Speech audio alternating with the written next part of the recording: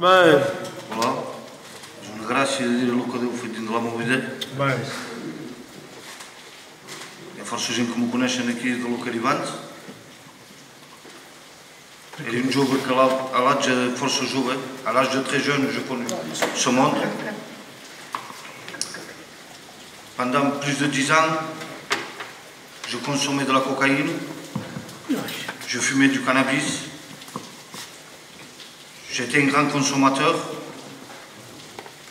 Je partais de chez moi 2-3 jours et je croyais que j'étais heureux parce que je vivais dans le monde, parce que j'avais de l'argent, je gagnais de l'argent, parce que je vendais de la cocaïne, parce que je vendais du shit et je me croyais quelqu'un. Qu'en fait, sans Jésus, on n'est rien. Brutal. Mais je bénis Dieu parce que Dieu décide autrement.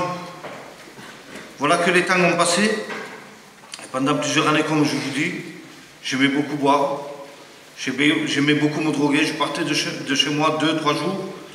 J'étais jamais chez moi, je frappais ma compagne, je me droguais, je me saoulais.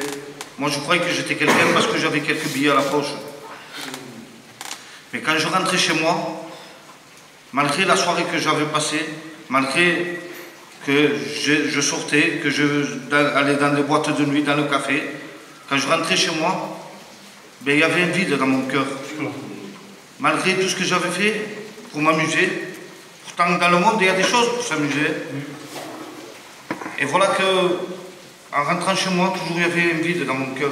Et rien ne pouvait le combler parce que le monde ne peut pas combler un cœur. Et voilà que plusieurs années ont duré comme ça. Et plus les années passaient, plus je me détruisais parce que je gagnais beaucoup de sous. Voilà, je croyais que j'étais quelqu'un parce que je consommais quelques grammes de cocaïne, parce que j'allais dans les bars, dans les boîtes de nuit avec des amis à moi, avec des collègues à moi. J'allais dans un restaurant et pour moi la vie était belle. Mais si venait Jésus, j'étais perdu. Et voilà qu'un temps est passé comme cela.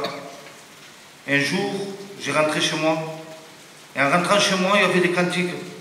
En écoutant les cantiques, j'ai ressenti la présence de Dieu.